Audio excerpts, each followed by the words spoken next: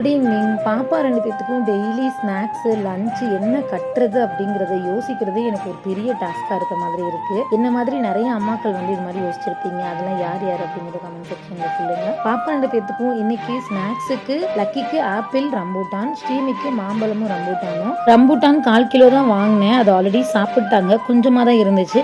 அதை 2 பேத்துக்கும் ஷேர் பண்ணி வச்சுட்டேன். 2 பேத்தையும் கொண்டு போய் ஸ்கூலில் ட்ராப் பண்ணிட்டு வந்ததுக்கப்புறமா லஞ்ச் கொடுக்கறதுக்கு இன்னும் கொஞ்சம் டைம் இருக்குது.